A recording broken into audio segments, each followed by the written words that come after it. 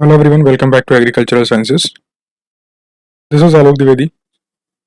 So देखिए आज जो टॉपिक हम डिस्कस कर रहे हैं ये मैं आपको बता दूं एजुकेशनल साइकोलॉजी टॉपिक को डिस्कस कर रहे हैं। ठीक, बेसिकली ये आपको बीएड के जो सब्जेक्ट्स हैं उसमें आपको ये मिलता है एजुकेशनल साइकोलॉजी, जो कि एक वाइटल रोल प्ले करता है एग्जामिनेशन में। ठीक है, यानी कि काफ़ी वाइटल सब्जेक्ट होता है एग्जामिनेशन में। इसमें लोग काफ़ी जो है लैक करते हैं इसको आंसर करने में।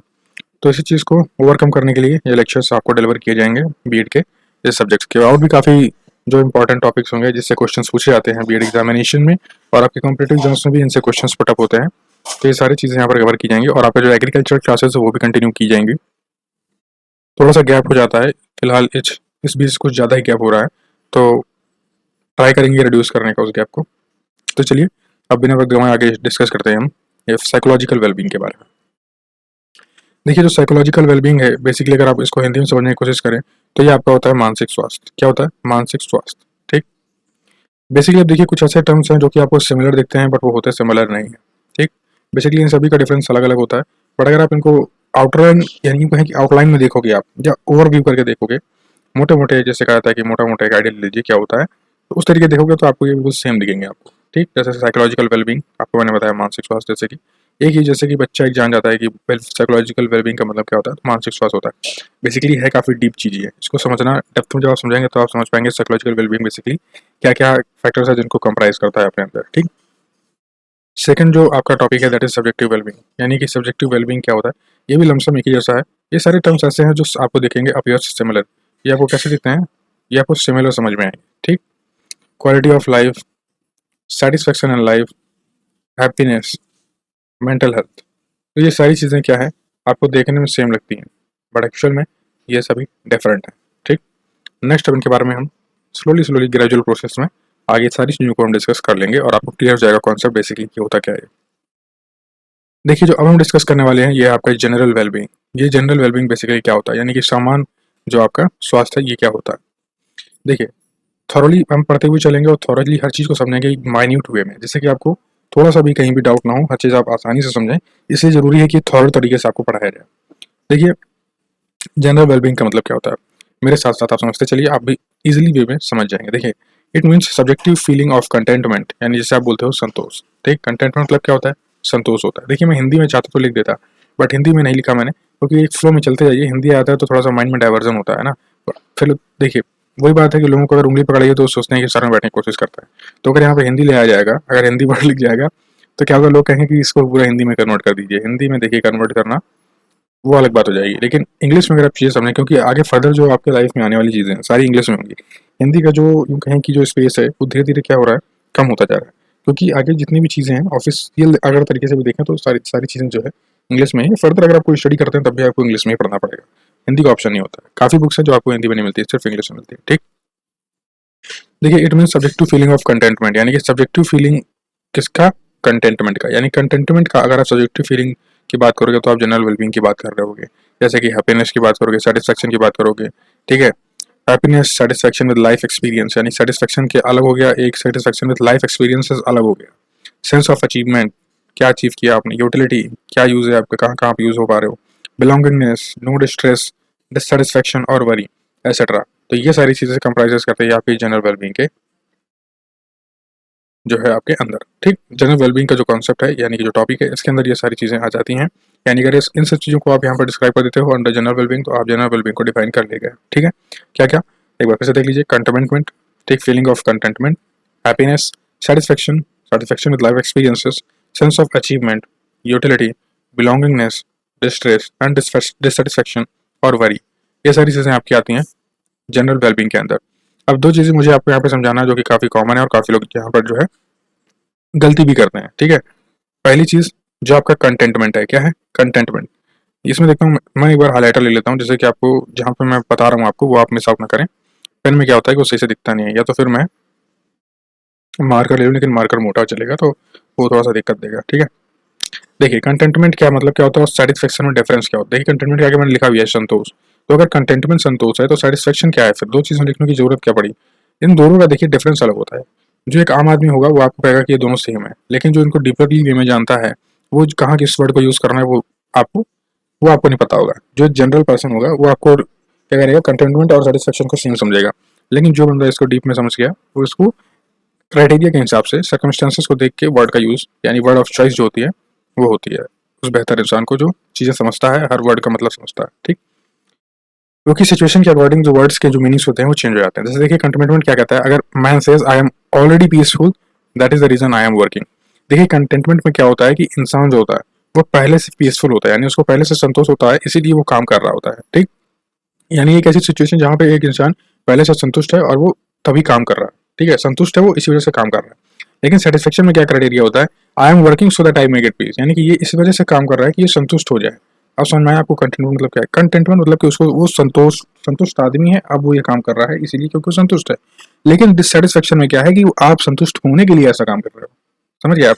यानी कि यहाँ पर बात हो रही है भविष्य और भूतकाल की। कंटेंट में होता है कि भूतकाल का वो संतुष्ट आदमी है, सेटिस्फेक्शन मतलब भविष्य में वो सेटिस्फेक्शन लेना चाहता है, इस वजह से वो काम कर रहा है। यानी कि सेटिस्फेक्शन वाला बंदा कंटेंटमेंट को अचीव करना चाहता है। समझ गए जी? अब देखिए subjective life satisfaction is a measure of an individual perceived level of wellbeing and happiness. यानी कि जो सब्जेक्टिव लाइफ सेटिस्फेक्शन होता है ये एक माप होता है किसी इंडिविजुअल का कि उसने कितना लेवल का वेलबींग और हैप्पीनेस को अचीव किया है। ठीक है, यानी कि सब्जेक्टिव लाइफ सेटिस्फेक्शन की जब आप बात करोगे तो वेलबींग एंड हैप्पीनेस का परसीव्ड लेवल आप देखोगे तब आप माप पाओगे कि जनरल वेलबींग या सब्जेक्टिव लाइफ सेटिस्फेक्शन कितना है किसी को। ठीक, साइकोलॉजिकल वेलबींग जो है वो सिमिलर कॉन्सेप्ट होता है सेल्फ कॉन्सेप्ट का। यानी कि साइकोलॉजिकल वेलबींग और जो आपका सेल्फ कॉन्सेप्ट है ये दोनों सेम चीज़ है, सिमिलर है। यानी कि सेम चीज़ तो कहना जो है गलत होगा, सिमिलर आप कहेंगे, यानी कि कुछ साधारणतया समान। ठीक, चलिए बढ़ते हैं आगे, हम इसी के बारे में समझते हैं बेसिकली क्या होता है ये। देखिए सेल्फ कॉन्सेप्ट का जो टॉपिक है इसको समझते हैं। सेल्फ कॉन्सेप्ट का कॉन्सेप्ट समझते हैं। देखिए अब self concept may be defined as the totality of the perceptions. यानी कि हम कह सकते हैं कि सेल्फ कॉन्सेप्ट जो है ये टोटलिटी ऑफ द परसेप्शंस, यानी कि एक पर्टिकुलर बंदे की क्या सोच है, क्या इरादे रखता है, उसी को हम बोल सकते हैं कि उसका सेल्फ कॉन्सेप्ट है। आगे बढ़ते हैं तो और ज्यादा रास्ता क्लियर होगा। As the totality of perceptions that each person has of himself and this self identity plays an important role in the psychological functioning of everyone. देखिए सेल्फ कॉन्सेप्ट का मतलब ये है कि एक पर्टिकुलर पर्सन अपने बारे में क्या सोचता है, उसके अपने लिए क्या ख्याल हैं, वो अपने बारे में क्या सोचता है, अपने खुद को कहाँ देखता है, किस पोजीशन पर देखता है। ठीक है, अपनी आइडेंटिटी को कैसे डिफाइन करता है, तो ये इंपॉर्टेंट रोल प्ले करता है किसी एक पर्टिकुलर साइकोलॉजिकल फंक्शनिंग में किसी भी एक पर्टिकुलर पर्सन की या पर्टिकुलर इंडिविजुअल की। यानी कि उसकी साइकोलॉजिकल जो वेलबींग होगा ये डिपेंड करता है उसके सेल्फ कॉन्सेप्ट पर। इसका सेल्फ कॉन्सेप्ट जितना बेहतर होगा उतना बेहतर वो साइकोलॉजिकल वेलबींग यानी कि मेंटल हेल्थ को अचीव कर पाएगा। अब साइकोलॉजिकल वेलबींग जो है स्प्लिट होता है टू फैक्टर्स में, एक इमोशनल और एक सोशल वेलबींग। यानी कि अब एक आप इमोशनल यानी कि कितने भावात्मक यानी कि भावनाओं के हिसाब से आपका वेलबींग कैसा है, सोशल के हिसाब से कैसा, सोसाइटी के हिसाब से आपका वेलबींग कैसा है, ये दोनों फैक्टर्स मिलकर बन जाते हैं यहाँ पे साइकोलॉजिकल वेलबींग। तो इनको ही फर्दर डिस्कस करेंगे हम। इमोशनल वेलबींग क्या होता है देखिए। देखिए इमोशनल वेलबींग अलाउज अस, देखिए अभी क्या होता है जो इमोशनल वेलबींग है ये क्या अलाउज करता है, बेसिकली क्या चीज़ है, तो it allows us to recognise, किसी चीज़ को पहचानने में, रिकॉग्नाइज करने में, अंडरस्टैंड करने में, एक्सपीरियंसेस करने में, and expresses our full range of emotions and to channel our emotions into the healthy behaviors that satisfy our personal and social goals। यानी कि जो इमोशनल वेलबींग है अगर ये आपके पास है तो ये आपको अलाउ करता है किसी चीज़ को रिकॉग्नाइज करने के लिए, किसी चीज़ को अंडरस्टैंड करने के लिए, एक्सपीरियंसेस के लिए, फुल रेंज ऑफ लाइफ की जो फुल रेंज ऑफ इमोशंस हैं उसको समझने में, ठीक है, उसको एक्सपीरियंस करने में, उसको रिकॉग्नाइज करने में और हमारे इमोशंस को चैनल करने के लिए, यानी हमारे इमोशंस को चैनलाइज करने के लिए एक हेल्दी बिहेवियर में, जिससे कि हम अपनी पर्सनल और सोशल गोल्स को इजीली सेटिस्फाई कर पाए। तो ये मतलब होता है आपका इमोशनल वेलबींग का। ठीक, आई होप आप समझ गए इमोशनल वेलबींग क्या है। Emotional wellbeing is nothing, it is ये क्या है, जस्ट आपके जो फुल रेंज ऑफ इमोशंस हैं उनको एक हेल्दी बिहेवियर में चैनलाइज करने को, हमारी इमोशंस को, हमारी भावनाओं को एक हेल्दी यानी कि एक स्वस्थ बिहेवियर यानी एक अच्छे आचरण में चैनलाइज करने के लिए, यानी उसको एक अच्छे वे में, पाथ में, उसको क्या करने के लिए, अग्रसर करने के लिए यूँ कह सकते हैं आप, उसको चैनलाइज करने के लिए जो चीज़ें हैं वो है इमोशनल वेलबींग। ठीक है, और इसकी इस राइट पाथ पे चैनलाइज होने से क्या होगा, जो हमारे सेटिस्फेक्शन होगा, हमारे पर्सनल और सोशल लाइफ का जो गोल होगा वो हमारा अचीव होगा, यानी कि वो सेटिस्फाई, आपको सेटिस्फेक्शन दिलाएगा, आपको कंटेंटमेंट को अचीव करेगा। क्या, इमोशनल वेलबींग अगर आपके पास इंडिविजुअल है तो। ठीक, अगर एक इंडिविजुअल इमोशनली वेलबींग है तो वो अपने पर्सनल और सोशल गोल्स को इजीली सेटिस्फाई कर लेगा। नेक्स्ट चलते हैं तो सेल्फ स्टीम एंड वेलबींग क्या होता है। देखिए self esteem means mental wellbeing. Self esteem का मतलब होता है कि आपका जो मेंटल वेलबींग कैसा है, यानी कि आपका मेंटल वेलबींग ही आपका सेल्फ स्टीम है। ठीक, देखिए लो, अब देखिए यहाँ पे आपको मैं डिफरेंसेस करके बताऊंगा लो सेल्फ स्टीम और हाई सेल्फ स्टीम है, तो आप इजीली पकड़ लेंगे कि ये जो सेल्फ स्टीम और जो वेलबींग है बेसिकली क्या है। ठीक है, दोनों एक ही चीज़ है। आप मेंटल वेलबींग बोलिए या तो सेल्फ स्टीम बोलिए, यानी कि आपके जो मानसिक जो स्वास्थ्य है ये कैसा है इसकी बात कर लीजिए, या फिर सेल्फ स्टीम यानी कि जो आप बोलते हो कि आपकी कुछ सेल्फ स्टीम है। सेल्फ स्टीम मतलब आपको कुछ आत्मसम्मान है, कुछ ऐसे बोलते हो ना आप। ठीक, सेल्फ रेस्पेक्ट जिसको बोलते हो आप, वो अलग चीज़ हो गई। सेल्फ स्टीम मतलब कि ये उसकी ऊपर चीज़ होती है, मतलब कि आपकी कुछ स्टीम है, यानी आपकी कुछ अच्छी सोच है। ठीक, आपकी कुछ आइडियोलॉजी है, वो चीज़ है मेंटल वेलबींग। ठीक, यानी कि मानसिक स्वास्थ्य है आपका कुछ। अब वो मानसिक स्वास्थ्य कैसे डिफाइन करोगे, सेल्फ स्टीम को कैसे डिफाइन करते हो, ये चीज़ समझिए आप। लो सेल्फ स्टीम में क्या होता है बेसिकली, क्लिनिकल डिप्रेशन होता है, ट्रेड एंजाइटी है, एंजाइटी होती है, न्यूरोसिस होता है, लो असर्टिवनेस होती है, सेंस ऑफ पावरलेसनेस होती है, सुसाइडल टेंडेंसीज होती है। यानी कि अगर आपके पास लो सेल्फ स्टीम है तो आप क्या करोगे, डिप्रेशन में जाओगे, बार बार डॉक्टर से अपॉइंटमेंट लोगे, एंजाइटी होगी आपको। ठीक है, एंजाइटी मतलब उलझन होगी, चिड़चिड़ापन होगा आपका, न्यूरोसिस होगा, लॉ असर्टिवनेस यानी कि आप किसी चीज़ पे अड़िग नहीं रह पाओगे, आप दृढ़ निश्चय नहीं कर पाओगे आप। सेंस ऑफ पावरलेसनेस यानी कि आपके अंदर पावरलेसनेस नहीं रहेगी, यानी कि आप किसी चीज़ को पावर मतलब जोश के साथ किसी चीज़ को अचीव यानी कर नहीं पाओगे, यानी कि कोई भी आप वर्क करोगे उसमें आपको पावरलेसनेस फील होगी। सुसाइडल टेंडेंसीज, आपको लगेगा कि नकारात्मक जो आइडियोलॉजी है वो आपको पूरी हावी हो जाएगी आपके माइंड पर, मेंटल लाइफ पर, मेंटल वेलबींग पर। तो ये सारी चीज़ें जो है आपकी सेल्फ स्टीम में आती हैं। अगर आप वहीं आप हाई सेल्फ स्टीम इंडिविजुअल हो तो आपके साथ क्या होगा, सोशल एडजस्टमेंट आप कर पाओगे, यानी सोसाइटी के साथ आप एडजस्टमेंट कर पाओगे, इंडिपेंडेंस अपने आप को फील करोगे, यानी कि आप आत्मनिर्भर अपने आप को फील करोगे, अडेप्टेबिलिटी, आप किसी भी सिचुएशन में अडेप्ट करोगे अपने आप को, लीडरशिप की क्वालिटी होगी आपके अंदर, हाई लेवल ऑफ अचीवमेंट होगा एजुकेशन में, वर्क में, स्पोर्ट्स में, यानी कि अगर किसी भी आप फील्ड में हो तो हाई लेवल ऑफ अचीवमेंट को आप वहाँ पर फील कर पाओगे। सोशल एडजस्टमेंट होगा, इंडिपेंडेंट होंगे आप, अडेप्टेबिलिटी होगी, लीडरशिप क्वालिटी होगी। तो दिस इज द थिंग। अब आप आई होप समझ गए होंगे सेल्फ स्टीम का मतलब क्या है। अगर फिर भी कोई डाउट है तो कमेंट सेक्शन आपके लिए खुला है, that is for your only. उसमें वो यूज़ करें, आप मुझे बताएं कहाँ पर आपको समस्या हो रही है। आप थोड़ा सा इसको और डेप्थ में समझते हैं और डीपर वे में चलते हैं। Self esteem and more specific self perceptions are tied closely to how we choose to invest our time and effort, or whether we persist in or to withdraw from the range of life arenas on offer. देखिए, self esteem and more specific आपका जो self perception है, ये दोनों क्या है, ये बहुत क्लोजली टाइड हैं। यानी कि सेल्फ स्टीम और आपका जो स्पेसिफिक सेल्फ परसेप्शन है ये कुछ इस तरीके से बंधा हुआ है, इस तरीके से आपस में जुड़ा हुआ है, इस तरीके से रिलेटेड है कि आप अपना टाइम बेसिकली कहाँ चूज करते हो इन्वेस्ट करने के लिए, अपना एफर्ट आप कहाँ डालते हो। ठीक है, यानी कि आप अपने टाइम को किस तरफ इन्वेस्ट करोगे, अपना समय कहाँ व्यतीत करोगे, कहाँ अपना समय आप ज़्यादा देते हो, किस तरफ आप अपना एफर्ट ज़्यादा डालते हो अपने लाइफ के सक्सेसफुल होने के लिए, अपने गोल्स को अचीव करने के लिए, या फिर अपने एंटरटेनमेंट के लिए, just to gossip the things. इस चीज़ में अगर आप इन्वेस्ट करते हो अपना टाइम, ठीक है, तो ये डिपेंड करता है आपके सेल्फ स्टीम पे और आपके सेल्फ परसेप्शन पे। इसीलिए कहा जाता है कि जो सेल्फ परसेप्शन है वो क्लोजली टाइड है सेल्फ स्टीम के साथ। यानी कि अगर आप हाई सेल्फ स्टीम वाले बंदे हो तो आप अच्छे तरीके से जानोगे कि आपको अपना टाइम कहाँ इन्वेस्ट करना है, कहाँ खर्च करना है, कहाँ नहीं खर्च करना है। अगर आप लो सेल्फ स्टीम के बंदे हो तो आप अपना जो टाइम है वो सही जगह इन्वेस्ट नहीं कर पाओगे, और अल्टीमेटली आप अपने लाइफ में फेलियर को सामने फेस करते हुए पाएंगे। ठीक है, तो आई होप आप ये चीज़ समझ गए। वही लिखा है कि from the range of life arenas on offer, यानी कि अगर आपको लाइफ कुछ ऑफर करती है, क्योंकि लाइफ देखिए आपको दोनों चीज़ ऑफर करेगी, आपको पॉजिटिव जो पाथ है वो भी ऑफर करेगी और जो आपका नेगेटिव पाथ है वो भी ऑफर करेगी। अब आपको डिसाइड करना है आपको किस पाथ को अडॉप्ट करना है। तो ये जो डिपेंड करती है चीज़, यह डिपेंड करती है आपके सेल्फ स्टीम पर। ठीक है, नेक्स्ट चलते हैं, अवर चॉइसेस ऑफ हेल्थ बिहेवियर्स। हमारे जो चॉइसेस हैं हेल्थ बिहेवियर्स के लिए, यानी कि हेल्थ बिहेवियर की जो हमारे चॉइसेस हैं ये भी कहीं ना कहीं हमारे सेल्फ परसेप्शन और सेल्फ स्टीम को क्या करती हैं, डिसाइड करती हैं। कैसे, ऐसे कि our choices of health behaviour such as smoking, अगर आप स्मोकिंग करते हो, सिगरेट पीते हो, अल्कोहल का यूज़ करते हो, ड्रग यूज़ करते हो in the regular basis, eating habits, अगर आप ये चीज़ रोज़मर्रा की ज़िंदगी में आपकी ये सारी चीज़ें हैं तो ये क्या है, habits are associated with our self perceptions. ये यानी कि ये हम अपने आप को ऐसा समझते हैं, अपने आप को आप लो स्टीम का बंदा समझते हो, इसलिए आप ये सब चीज़ें इन सब चीज़ों में इंडल्ज्ड हो। ठीक है, तो ये चीज़ें हैं। यानी कि देखिए कई प्रकार के इंडिविजुअल्स होते हैं, अगर आप इन चीज़ों में आप डीपली आप स्मोकिंग, अल्कोहल, ड्रग यूज, इस तरह की हैबिट्स में, ईटिंग हैबिट्स, गुटखा वगैरह हैबिट्स, ये सब वगैरह डीपली इन डीपर वे आप यानी कि इसके पूरे भक्त बन गए इन सब चीज़ों के, तो भाई आपका सेल्फ परसेप्शन एकदम लो लेवल का है। आप अपने आप को खुद नहीं समझते हो, सबके सामने आप अपने आप को छोटा पाओगे, आप सबसे छोटा समझोगे अपने आप को। ठीक है, आपकी खुद की एक आइडेंटिटी नहीं होगी। अगर आप ये सब चीज़ों का यूज़ नहीं करोगे तो आप अपने आप अंदर एक पॉजिटिव इम्पैक्ट शो करोगे सोसाइटी के अंदर। ठीक है, एक पॉजिटिव इम्पैक्ट आप छोड़ते हुए समझ में आएंगे एक सोसाइटी, एक पर्टिकुलर कम्युनिटी में। नेक्स्ट चलें, तो आई होप आप वो चीज़ समझ गए हैं। अब नेक्स्ट जो हमारा टॉपिक है that is first psychological law of human nature, यानी कि पहला जो साइकोलॉजिकल लॉ है हमारे ह्यूमन नेचर का, ये क्या है, तो this is the self esteem. इसी को हम बोलते हैं first psychological law of human nature, which expresses how people invest large amount of their mental and physical energy in a life long struggle to validate who they are और who they feel they should B.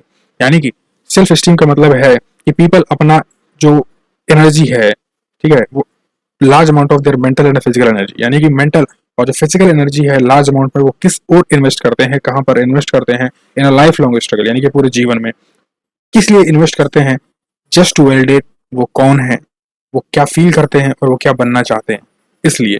ठीक है, ये हमारा क्या है, self esteem है, यानी कि हमारा पहला ह्यूमन नेचर का लॉ है। ठीक है, साइकोलॉजिकल लॉ है हमारे ह्यूमन नेचर का सेल्फ एस्टीम। सेल्फ एस्टीम क्या है, विच एक्सप्रेसेस, सेल्फ एस्टीम एक ऐसा लॉ है, एक ऐसा यूं कहें कि शब्द है जो ये डिफाइन करता है कि एक व्यक्ति अपना स्वास्थ्य और जो फिजिकल यानी शारीरिक ऊर्जा और अपने मेंटल यानी कि मानसिक ऊर्जा को किस ओर सबसे ज्यादा झोंकता है, किस ओर सबसे ज्यादा खर्च करता है, सिर्फ और सिर्फ किस लिए कि वो क्या है, और जिस ओर वो जितना खर्च करेगा, जितना अपना इन्वेस्ट करेगा अपनी एनर्जी को, उससे वो ये पाएगा कि वो अपनी आइडेंटिटी को डिफाइन कर रहा होगा कि वो क्या अपने बारे में सोचता है, वो क्या फील करता है, वो क्या बनना चाहता है। ये सिर्फ और सिर्फ उसकी इसी चीज पर डिपेंड करेगी कि वो लाइफ लॉन्ग स्ट्रगल में अपना मेंटल और फिजिकल एनर्जी उसने किस ओर ज्यादा इन्वेस्ट किया है। Self steam is a key factor to understand an individual completely. अगर आप किसी एक पर्टिकुलर व्यक्ति को समझना चाहते हैं तो अगर आप सेल्फ स्टीम को उसके समझ गए हैं तो आप समझ जाएंगे कि वो पर्टिकुलर व्यक्ति किस तरह का व्यक्ति है। अब इसी चीज को अब्राहम मास्लो ने बताया कि अब्राहम मास्लो ने कहा, स्टेट्स दैट, इन्होंने क्या कहा कि no psychological health is possible unless the essential core of person is fundamentally accepted, loved, respected by others and by himself.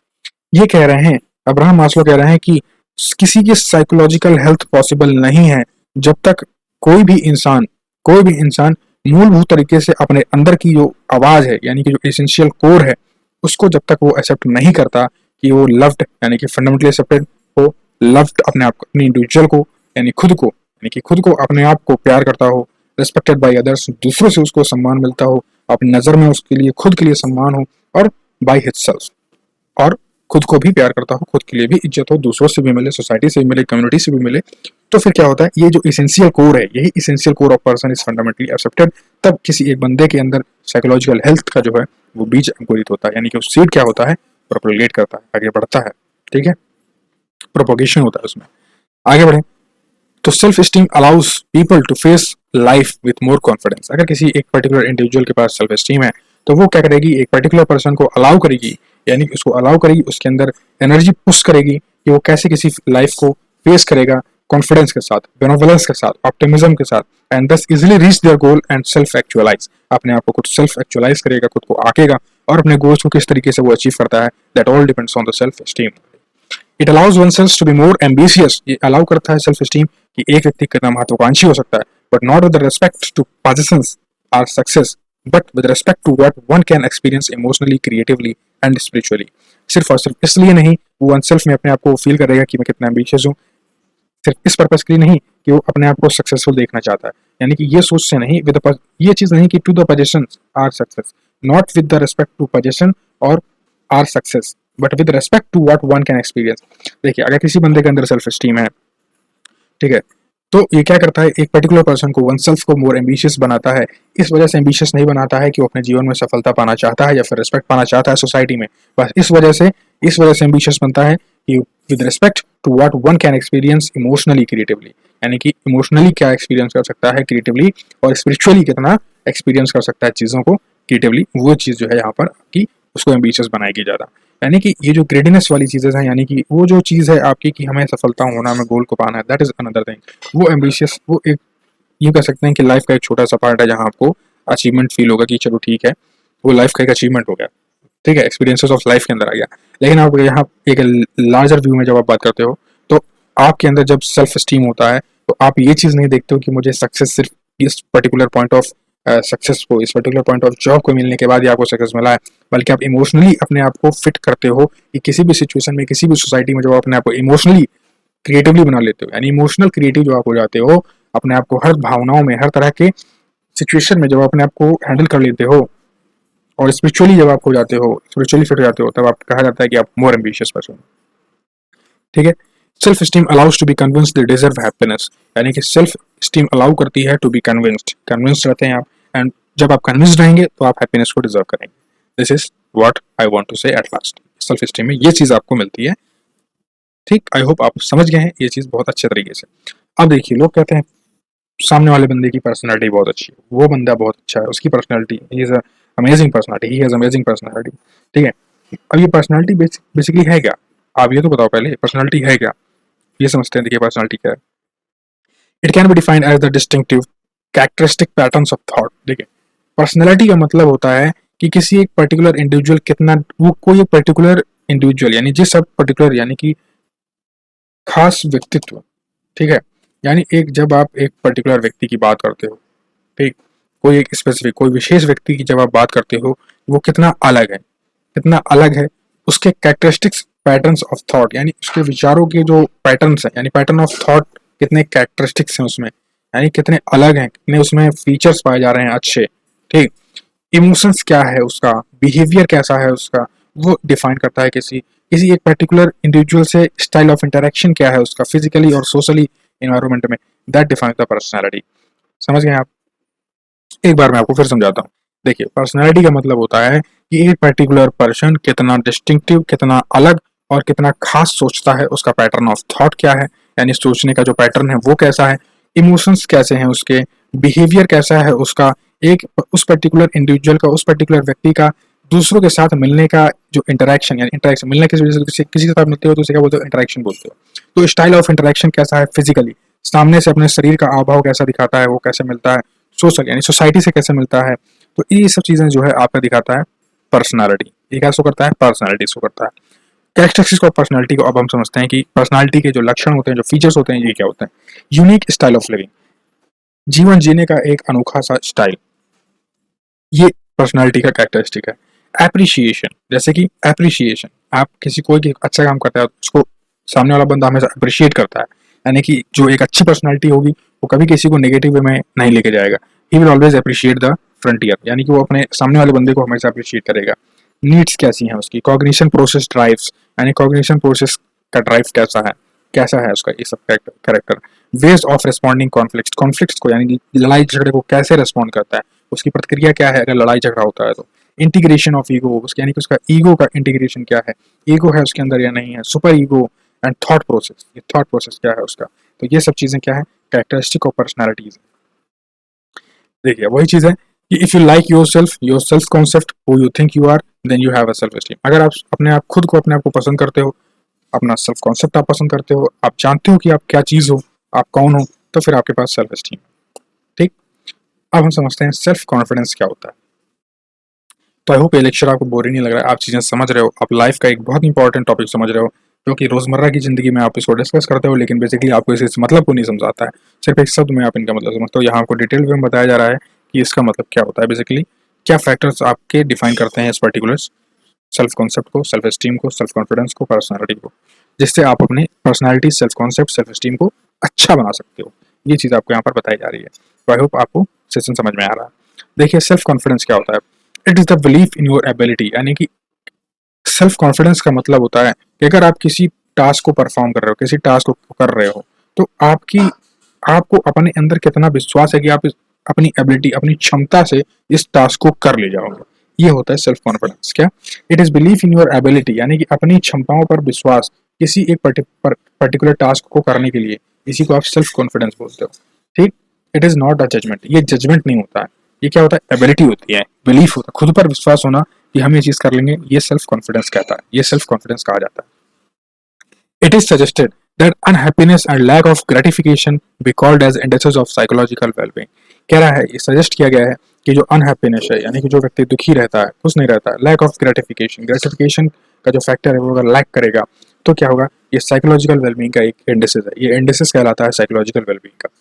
अब एग्जांपल में जैसे मैं आपको एक समझाना चाहूँ, तो पीरियड ओसाक 1997 में क्या हुआ, इन्होंने फाउंड किया, जो टीचर्स हैं उन्होंने क्या फाउंड किया कि the teachers were revealing good feeling of wellbeing. ठीक है, टीचर्स क्या कर रहे, रिवील कर रहे थे, गुड फीलिंग ऑफ वेलबींग को रिवील कर रहे थे। कब, कैसे, क्यों? तो teachers when classified by educational level were indicating the good feeling of wellbeing. There is no significant effect of educational level, school size and sex on the wellbeing of teachers in Thailand. Wedosak ने देखा कि Thailand में जो teachers हैं ये good feeling of wellbeing को reveal कर रहे थे, ये डिपेंड नहीं कर रहा था कि किसी एक पर्टिकुलर टीचर का एजुकेशनल लेवल क्या है, वो किस तरह के स्कूल में पढ़ा रहा है, स्कूल का लेवल क्या है, स्कूल साइज क्या है, एजुकेशनल लेवल क्या है वहाँ की, और पर्टिकुलर मेल और फीमेल पर भी ये डिपेंड नहीं कर रहा था। यानी कि they were showing the good feeling of wellbeing. कौन? टीचर्स। ठीक है। अब थ्री डायमेंशनल मॉडल देखते हैं हम क्या होता है। देखिए थ्री डायमेंशनल मॉडल मतलब यानी कि त्रिस्तरीय जो मॉडल है आपका साइकोलॉजिकल वेलबींग का, ये समझते हैं। तो life, a life of meaning three dimensional model है। A life of meaning, a life of pleasure and a life of engagement, ये थ्री डायमेंशनल मॉडल है आपका।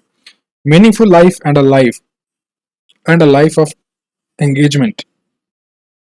ठीक है। यानी कि meaningful life and a life, ये लाइफ ऑफ प्लेजर हुआ यहाँ पर। ठीक है। And a life of engagement were found to be predict, were found to predict life satisfaction and positive emotions. यानी कि ये तीन चीज, ये जो तीन डायमेंशनल मॉडल है, ये डिफाइन करते हैं, ये प्रेडिक्ट करते हैं कि लाइफ सेटिस्फेक्शन और पॉजिटिव इमोशंस आपका कैसा होगा। ठीक है। ये लाइफ सेटिस्फेक्शन और पॉजिटिव इमोशंस को प्रेडिक्ट करने का एक सूत्र है। अब देखिए जो पीजीआई जनरल वेलबींग स्केल है और जो आपका 6 डोमेन्स ऑफ राइट्स है, ये मैं आपको नेक्स्ट लेक्चर में समझाऊंगा। फिलहाल के लिए इतना ही। अगर आपको कहीं पर कोई डाउट है तो आप कमेंट सेक्शन में मुझे आप पूछ सकते हैं, और मुझसे आप सोशल मीडिया पर भी कनेक्ट हो सकते हैं। लिंक आपको डिस्क्रिप्शन बॉक्स में प्रोवाइड कर दूंगा। ठीक है। वहाँ से आप इंस्टाग्राम, फेसबुक, बेसिकली आप इंस्टाग्राम से मुझ पर कनेक्ट होंगे तो दैट विल बी मोर, क्योंकि वहाँ पर मैं ज़्यादा एक्टिव होता हूँ। So this was all for today. Okay guys, have a great day. Thank you.